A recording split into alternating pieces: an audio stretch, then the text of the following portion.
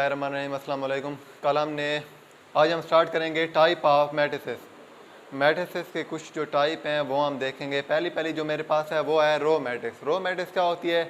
A matrix which has only one row is called row of matrix. For example किस तरह, जिसमें मेरे पास सिर्फ एक रो हो वो मेरे पास रो मैट्रिक्स होती है। किस तरह, ये देखें मैंने एग्जांपल लिखी है ए बी। इसमें देखें आप, मेरे पास सिर्फ वन रो है तो ये मेरे पास क्या होगी? रो मैट्रिक्स होगी। दूसरी देखें, इसमें भी मेरे पास वन रो है। कॉलम कितनी भी हो वो आपने नहीं देखनी, रो को देखना है। अगर उसमें एक रो है तो वो मेरे पास रो मैट्रिक्स होगी। तीसरा आप देख लें, ये भी एग्जांपल है इसकी, तो ये भी रो मैट्रिक्स है। उसके बाद हम आते हैं कॉलम मैट्रिक्स। कॉलम मैट्रिक्स क्या होती है? A matrix which has only one column is called column matrix. वो भी मैंने एग्जांपल लिख दिया। एग्जांपल किस तरह, इसमें मेरे पास सिर्फ एक कॉलम हो उसे मैं कॉलम मैट्रिक्स कहूँगा। ये देखें, इसमें मेरे पास एक कॉलम है तो ये मेरे पास क्या हो जाएगी? कॉलम मैट्रिक्स हो जाएगी।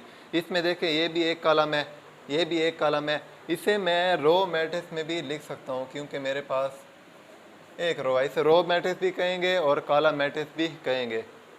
उसके बाद आते हैं ज़ीरो मैट्रिक्स और नल मैट्रिक्स।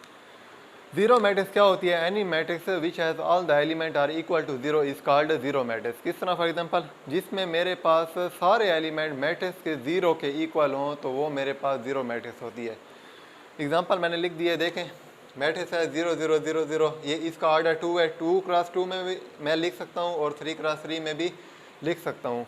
तो ये मेरे पास ऑर्डर 2 की मैट्रिक्स है और ये ऑर्डर 3 की मैट्रिक्स है। इसे मैं ज़ीरो मैट्रिक्स और नल मैट्रिक्स कह सकता हूँ। इसके बाद आते हैं डायगोनल मैट्रिक्स। डायगोनल मैट्रिक्स कौन सी होती है? Square matrix which has all the element और zero except the diagonal element. वो कहता है कि डायगोनल एलिमेंट के अलावा जितने भी एलिमेंट होंगे वो ज़ीरो होंगे, उसे मैं डायगोनल मैट्रिक्स कहूँगा। फॉर एग्जांपल किस तरह, एग्जांपल मैंने लिखी है, देखें इसे कहते हैं अपर ट्रायंगुलर मैट्रिक्स और ये होती है लोअर ट्रायंगुलर मैट्रिक्स। ये सारे ज़ीरो हो except the diagonal element. Diagonal में जो एलिमेंट हो वो नॉन ज़ीरो हो, उसके अलावा जितने भी मैट्रिक्स में एलिमेंट हैं वो ज़ीरो हो, उसे मैं डायगोनल मैट्रिक्स कहूँगा। ये 3 क्रॉस 3 की है और ये स्क्वायर मैट्रिक्स होती है। देखें इधर लिखा हुआ है मैंने ए स्क्वायर मैट्रिक्स। तो ऑर्डर 2 की मैट्रिक्स दे दें, देख लें आप, ये इसमें मेरे पास डायगोनल में जो एलिमेंट हैं वो नॉन ज़ीरो हैं, बाकी ज़ीरो हैं, तो ये भी मेरे पास डायगोनल मैट्रिक्स होगी। इसके बाद आते हैं स्क्वायर मैट्रिक्स पे। स्क्वायर मैट्रिक्स कौन सी होती है? A diagonal matrix. क्या? A diagonal matrix which has all the diagonal element are same. वो मेरे पास स्क्वायर मैट्रिक्स होगी। क्या मतलब इसका? वो कहता है कि डायगोनल में जो एलिमेंट हैं वो सेम होने चाहिए, सॉरी, जो मैट्रिक्स में डायगोनल एलिमेंट होते हैं वो सेम होने चाहिए, अदरवाइज वो सारे ज़ीरो होते हैं। डायगोनल मैट्रिक्स वो होती वही है। तो डायगोनल जो एलिमेंट हैं वो सेम हो, उसे मैं स्क्वायर मैट्रिक्स कहूँगा। तो ये देख लें, मैंने 2 2 लिखा है, सारे बाकी ज़ीरो हैं, तो ये 2 2 सेम आ रहा है, तो ये मेरे पास स्क्वायर मैट्रिक्स होगी, स्केलर मैट्रिक्स होगी, सॉरी स्क्वायर नहीं। इसमें भी देखें सेम आ रहा है, तो ये भी स्केलर मैट्रिक्स होगी। इसके बाद आते हैं यूनिट मैट्रिक्स और आइडेंटिटी मैट्रिक्स। यूनिट मैट्रिक्स या आइडेंटिटी मैट्रिक्स किस फॉर्म की होती है? इसे हम आई से डिनोट करते हैं, आई से। इसे मैं I1 कह देता हूँ, इसे I2 कह देता हूँ।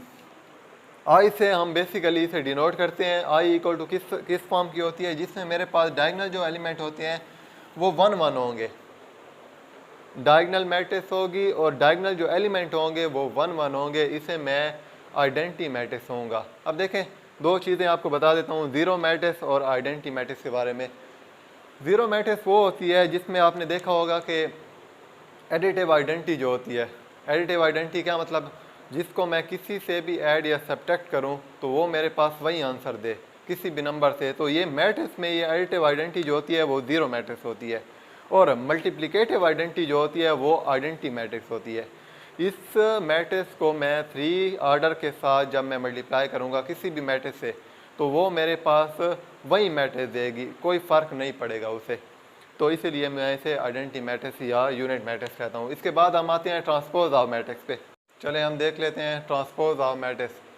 ट्रांसपोज ऑफ मैट्रिक्स क्या कहते हैं? A matrix obtained by the interchanging mutually the row and column is called transpose of matrix. वो कहता है कि जब हम किसी भी मैट्रिक्स की रो को कॉलम में चेंज कर दें या कॉलम को रो में चेंज कर दें, वो मेरे पास ट्रांसपोज ऑफ मैट्रिक्स होती है, वो उस मैट्रिक्स का ट्रांसपोज होता है।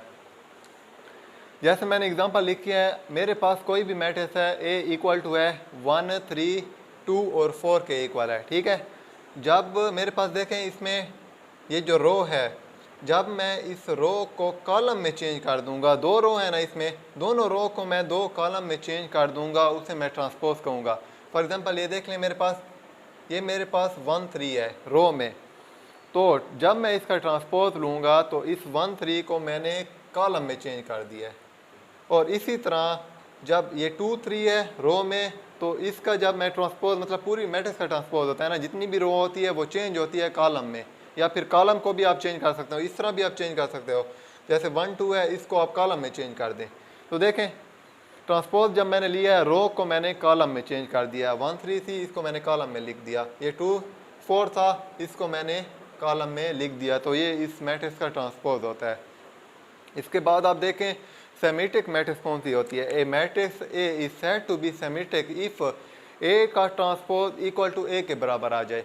वो कहता है कि कोई भी ऐसी मैट्रिक्स हो जिसका मैं ट्रांसपोज लूँ, कोई भी मैट्रिक्स हो जिसका मैं ट्रांसपोज लूँ और वो दोबारा से उसी मैट्रिक्स के बराबर आ जाए, तो वो मेरे पास सेमेटिक मैट्रिक्स होती है। फॉर एग्जांपल मैंने लिखा है ए कोई मैट्रिक्स है 1 4 4 5 की, ठीक है। जब मैंने इसका ट्रांसपोज लिया, ट्रांसपोज मैंने आपको बताया कि रो को कॉलम में चेंज कर दे, वो ट्रांसपोज के बराबर होता है, या फिर कॉलम को रो में चेंज कर दें। तो जब मैंने इसका ट्रांसपोज लिया, देखें ये मेरे पास रो थी, दूसरी रो थी, इस रो को मैंने इस कॉलम में चेंज किया, दूसरी रो को मैंने सेकंड कॉलम में चेंज किया। जब मैंने इसका ट्रांसपोज लिया, देखें अब ये मैट्रिक्स देखें और ये मैट्रिक्स देखें, ये सेम है कि नहीं, ये दोनों बराबर आ रही हैं। तो ये इसका मतलब है कि जब मैं कोई भी मैट्रिक्स ऐसी हो जिसका मैं ट्रांसपोज लूँ और वो दोबारा से वही मैट्रिक्स आ जाए, तो उसे मैं सेमेटिक मैट्रिक्स कहूँगा। इसके बाद सेकंड आते हैं थर्ड। वो कहता है कि स्क्यू सेमेट्रिक मैट्रिक्स कौन सी होती है। स्क्यू सेमेट्रिक मैट्रिक्स वो होती है जिसमें मैं किसी भी मैट्रिक्स का ट्रांसपोज लूँ, कोई भी मैट्रिक्स मेरे पास है उसका मैं ट्रांसपोज लेता हूँ और वो मेरे पास -a के बराबर आ जाए। मतलब कि -a का क्या मतलब है, एग्जांपल से आपको समझाता हूँ। जैसे मेरे पास है कोई मैट्रिक्स है a इक्वल टू 0 -3 3 और 0, मैंने इसका ट्रांसपोज ले लिया। ट्रांसपोज मतलब रो को कॉलम में चेंज कर दिया मैंने। ट्रांसपोज जब लिया, मेरे पास ये मैट्रिक्स आ गई।